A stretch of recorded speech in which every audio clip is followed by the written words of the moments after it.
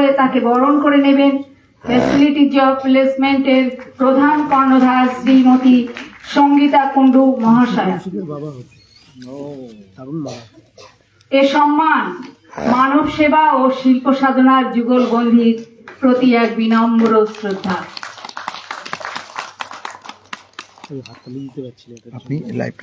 এবার স্যারের মুখ থেকে আমরা শুনে নেব তার সংক্ষিপ্ত বক্তব্য।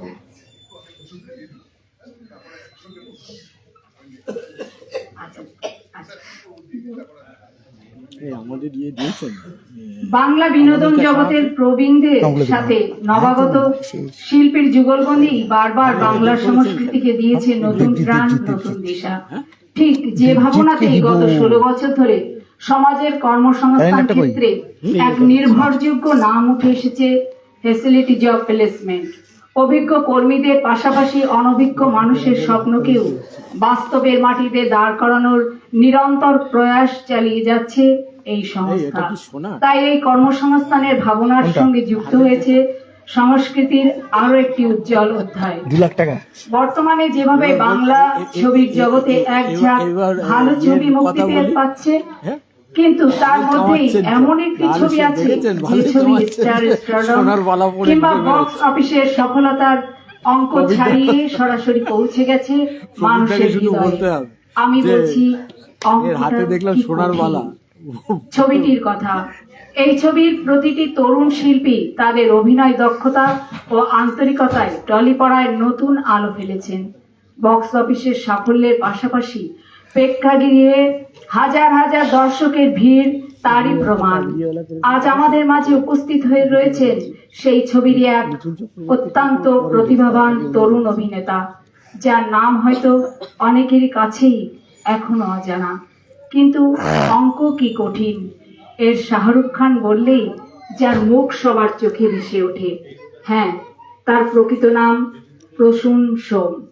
আমরা তাকে মঞ্চে আমন্ত্রণ জানাচ্ছি এবং তার কাছ থেকেও আমরা সংক্ষিপ্ত বক্তব্য শুনে নেব।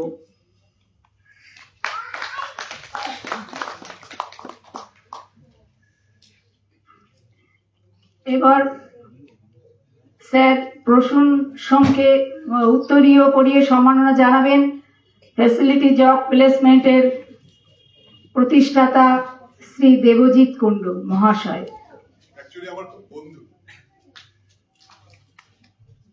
এবং ফ্যাসিলিটিজ অফ প্লেসমেন্টের প্রধান কর্ণধার শ্রীমতী সঙ্গীতা কুণ্ডু মহাশয়কে অনুরোধ করব তাকে স্মারক এবং অন্যান্য উপহার সামগ্রী দিয়ে বরণ করে নেবার জন্য।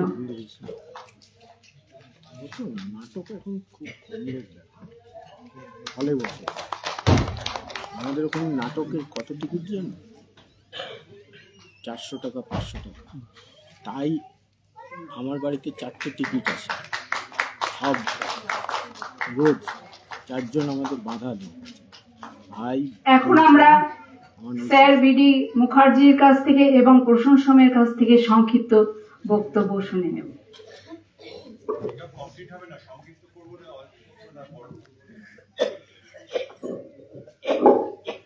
সবাইকে নমস্কার জানাই। যা কিছু বলবার অনামিকা বলেছে, আর ওর সঙ্গে আমার আলাপ কিন্তু এই মঞ্চে, জানেন, মঞ্চে। তখন ও নতুন, আমিও নতুন, কারণ ইয়াং বয়সে আমার তখন অসম্ভব শখ ছিল ডাক্তারিটা পড়তে পড়তেই এটা যেন বজায় থাকে। সবাই জিজ্ঞেস করে কি করে হলেন, আমি সবটাই শিখতে হয়। আজকাল সবাই একটু এই র্যাম্পে হাঁটে, সে মনে করে আমি তো দেখতে শুনতে আমি তো হাঁটতে পারি, অতএব আমি অভিনয় করতে পারবো। মোটেই না, অভিনয়টা শিখতে হয়। এই যে এখানে একজন জলজান্ত বসে আছেন, দিনের পর দিন সাধনা করে তবে এই জায়গায় উঠেছেন। যখন প্রথম আলাপ হয় ও কথা বলতো, এক্ষুনি বলছিলাম, ঠিক চোখ বন্ধ করলে মনে হবে তৃপ্তি মিত্র। যারা এখানে সবাই দেখছি বয়স কম, যারা সেই নাটক শুনেছেন বা তৃপ্তি মিত্রকে দেখেছেন, এই গলাটা মনে হবে বসানো। তারপর থেকে তো ওর বিরাট ব্যাপ্তি, আমার অতটা নয়, কিন্তু আমার বাড়িতেই একটা বাঁধানো স্টেজ আছে, জানেন। আমি জন্ম থেকে এই নাটকের মধ্যে আছি। সবাই জিজ্ঞেস করে কি করে শিখলে, কারণ জন্ম থেকে এই জন্য বললাম, ছোটবেলা থেকেই তো দেখছি পুজোর সময় আমার ঠাকুরদা, বাবা, জ্যাঠামশাই, পিসা, মেয়ে, দিদিরা সবাই অভিনয় করছে। সেই থেকে অভিনয়ের প্রতি ভালোবাসা। এই যে ভালোবাসা কথাটা বললাম, এটা যদি না থাকে আমার মনে হয় না কোনো কিছুতে উত্তরণ হয়, বা একটা একটা জায়গায় গিয়ে থেমে যাবে, তার বেশি আর উঠতে পারবে না। ভালোবাসার জন্যই আমরা সবাই এখানে ছুটে আসি, আমাদের বলেছে আমরাও এসেছি। আর ভালো লাগলো দেবজিৎ তার স্ত্রী এবং মেয়েকে দেখে, যে একটা পুরো ফ্যামিলি, যেটা এক্ষুনি বলছিল অনামিকা, যে প্রত্যেকেই নাটক ভালোবাসে। নাটক ভালোবাসার লোক কমে যাচ্ছে, এই তো বোঝাই যাচ্ছে হলের অবস্থা দেখে। যারা এগুলো তৈরি করেন বা এই যে বছরে একবার করে মঞ্চস্থ করার প্রয়াসটা নেয় দেবজিৎ, তার কাছে কিন্তু এটা খুব বেদনাদায়ক। অসম্ভব কষ্ট করতে হয়, শুধু পয়সা নয়, অসম্ভব কষ্ট করতে হয়, পেছনে অনেক পরিশ্রম লাগে, চিন্তা লাগে, মনন লাগে, তবে একটা নাটক তৈরি হয়, সেই নাটকটা মঞ্চস্থ হয়। আর সেই মঞ্চস্থ নাটক যখন আপনাদের ভালো লাগে, যে করতালিটা হয়, সেইটা কিন্তু এখানকার যারা এই সামনে আসেন পাদপ্রদীপের আলোয়, তাদের পাথেও। আমিও তাই মনে করি, একদম তাই মনে করি, এবং এখনো করে যাচ্ছি। আমার নিজের একটা গ্রুপ আছে, আমি জানি কত শক্ত এই গ্রুপ চালানো। এখন আমরা করি জলসা ঘর, এখানকার একজন দুজন আমার মধ্যেও আছেন, তারাও করেন আমার সঙ্গে জলসা ঘর অন স্টেজ, কিন্তু সেটা তৈরি করতেই লাগে 3 মাস। হঠাৎ একদিন নেমে পড়লাম একটা রং মেখে, সেটা হয় না। যেটাকে বললাম যে ভালোবাসতে হবে এবং ওই মনটা থাকতে হবে, শিখবো, শেখার কোনো শেষ নেই। আজকেও হয়তো নাটকটা দেখতে দেখতে কিছু জায়গায় মনে হবে আমি শিখবো, থাকতে পারবে না, ব্যস্ত মানুষ। এক্ষুনি বলছিল ভানুপ্রিয়া ভূতে হোটেল তো আমার দেখতেই হবে, কারণ এতদিন বাদে ও একদম দেখা হলো এখানে, বহুদিনের বন্ধু, বহুদিন, এবং নাটক করেছি একসঙ্গে। সেই জন্য আমি তো গর্বিত, আমি লোককে বলতে পারবো, জানো তো আমি অনামিকা শাহর সঙ্গে আমি নাটক করেছি। আপনারা সবাই ভালো থাকুন, আনন্দ করুন, আনন্দে থাকুন, আর লোককে বলুন। আমাদের এই যে অবস্থাটা হয়েছে না, যে জন্যে থিয়েটারটা কোনোদিন ইন্ডাস্ট্রি হতে পারলো না, থিয়েটার ইন্ডাস্ট্রি কথাটা কোনোদিন আমরা বলতে পারলাম না, অনলি বিকজ অফ দিস। আমরা কিন্তু ওইভাবে ঝাঁপিয়ে পড়তে পারছি না। কয়েকটা গ্রুপ শুধু চলে, একটা গ্রুপ চালাতে যে কি কষ্ট, কি আর্থিক সংকট, সেগুলো যারা করে তারাই বোঝে।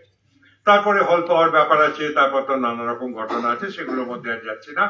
কিন্তু এইটা করার পরে এই সন্ধ্যাটার জন্য সবাই তাকিয়ে থাকে, যারা পাদপ্রদীপের আলোয় আসছেন না, যারা পেছন থেকে করছেন, যিনি আলো করছেন, যিনি মিউজিক করছেন, সবাই মিলে একটা জিনিস তৈরি হচ্ছে। আমাকে অনেকে জিজ্ঞেস করেছে, আপনি কি করে ডাক্তার এতে এত আনন্দ পেলেন? যখন কারো বাচ্চা হচ্ছে না, সেই কাপড়টা যখন আসে, তার হিস্ট্রি নিই, তার পরীক্ষা করি, তারপর দেখুন সাকসেসফুল হয়, যেদিন বাচ্চাটা কোলে দিতে পারি, যে আনন্দটা এখানে হয়, ঠিক একটা সাকসেসফুল নাটক করে সেটা করে দেওয়ার পরে যে মানুষের নিঃশ্বাস, যে হাততালিটা পাওয়া যায়, সেটাও এখানটাই স্পর্শ করে, টাকা দিয়ে হয়। ভালো থাকুন সকল, একটা কথা আছে, আনন্দ করি। আমি আপনার বক্তব্যের সঙ্গে সম্পূর্ণ সহমত। আমি দেখেছি আপনার কাবুলিওয়ালার রহমত, আর নজরুল তীর্থে একটা শ্রুতি নাটক করতে গেছিলেন, সেটাতেও আমি দেখেছি সামনাসামনি।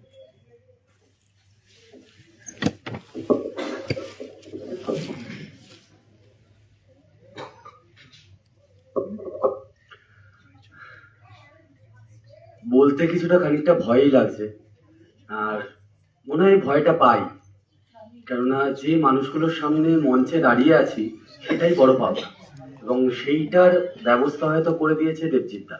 আজ যদি সেই দাদা আমাকে কল না করতো বা আমাকে যদি না চাইতো এই জায়গায় আসার জন্য, তাহলে হয়তো এই জায়গাটা পেতাম না। যে মানুষগুলোকে ছোটবেলা থেকে দেখে বড় হয়ে উঠেছি, যাদের কাজ প্রতিনিয়ত শিখছি, তাদের সামনে দাঁড়িয়ে সম্মান পাওয়ার, সেটাই বড় প্রাপ্তি। এবং আজকে দেবজিৎদা আমার আজকের বন্ধু নয়, বহুদিন। যখন আমি এই অভিনয় জগতে যেটা করার চেষ্টা করছি বা যতটুকু করার চেষ্টা করছি, সেটা করার আগে আমি স্টক মার্কেটে জব করতাম, তখনই দাদার সাথে আমার বন্ধুত্ব। তো তখন থেকে পরিচিতি, এবং আমার ভালো লাগা, আমার যা যতটুকু করতে পারছি এখনো পর্যন্ত, সেটার পেছনে যখনই যেভাবে আমি ফেসবুকে বা যেখানে আমার সাফল্য দেখেছে, এই মানুষটি আমাকে সঙ্গ দিয়েছে এই মানুষটি আমাকে ফোন করেছে, আমাকে কথা বলেছে, সেটাই আমার কাছে বড় পাওনা। আমি এই বিষয়ে বলতে চাই দেবদীপদার নামটা যেই সংস্থার এবং যে কাজটা করছে দুটো বিপরীত মেরু, এবং সেইভাবে যে এই জিনিসটাকে আমাদের থিয়েটারটাকে নিয়ে যেতে চাইছে এবং সেই ভালোবাসাটাকে নিয়ে যেতে চাইছে, সেটাই সব থেকে বড় জিনিস। আর স্যারের কথা এবং দিদির কথা তো একদমই ঠিক কথা, যে আমরা থিয়েটার থেকে সত্যি কথা বলতে কি কলকাতা শহরে সেভাবে মানে সংসার চালানোর মতো সেইভাবে আমরা টাকা পয়সা পাই না, কিন্তু হলটা যদি ভর্তি থাকে, সেই করতলিটা যদি পাই, সেটাই মনে হয় আবার এগিয়ে যায়, কোনো সমস্যা নেই, সবাই তো আছে পেছনে, আর তার জন্য তো পরিবারের সাপোর্ট থাকেই সেখান থেকে। তো সবাই খুব ভালো থাকুন, সুস্থ থাকুন এবং নাটকটা দেখুন, এবং পাশের বাড়ির সবাইকে বলুন যে যেরকম সিনেমা দেখতে যায় সেরকম যেন থিয়েটারটাও দেখতে আসুন, তাহলে হলটা ভর্তি থাকলে যারা এখানে যে কর্মকাণ্ডটা করছে তারা অনেক সাহস পায়, আমাদের মতো ছেলেরা সাহস পায় আরো এই পরবর্তী জীবনে এগিয়ে যাওয়ার জন্য। ধন্যবাদ।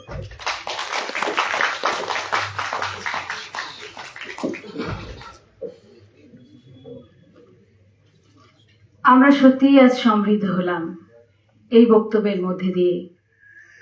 আজ বিশ্বকবি রবীন্দ্রনাথ ঠাকুরের একটি লাইন মনে পড়ে গেল এই মুহূর্তে, তব অমল পরশ হৃদয়ে লোভিব সকল কালিমা নাসি। আমাদের সম্মাননা পর্ব এখানে শেষ হলো। অতিথিদের আমি বিনীত অনুরোধ করব মঞ্চের নিচে যে সামনের আসনে আসন গ্রহণ করবার জন্য।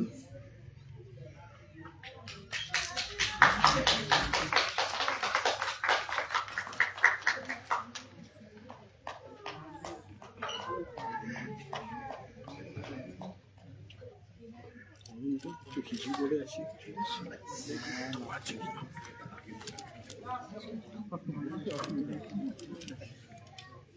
আর কিছুক্ষণের মধ্যেই শুরু হবে মঞ্চ নাটক।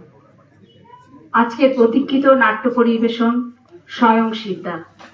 তাই সকলের কাছে অনুরোধ, আপনাদের আপন চলমান দূরভাষটি, মোবাইল ফোনটি সাইলেন্ট মোডে রাখুন, কারণ অভিনয় শিল্প তখনই সম্পূর্ণ হয় যখন দর্শকের হৃদয়ে ব্যাঘাতহীনভাবে তার প্রতিধ্বনি ওঠে। এই আশা ও বিশ্বাসে আমি শিল্পী দাস আজকের এই পর্বের উপস্থাপনা দায়িত্বের সাথে এখানে শেষ করছি। সকলকে আবারও শুভেচ্ছা জানিয়ে নাটক উপভোগ করার জন্য সেই প্রত্যাশা রইল। সবাই উপভোগ করুন নাটক। নমস্কার, শুভ সন্ধ্যা।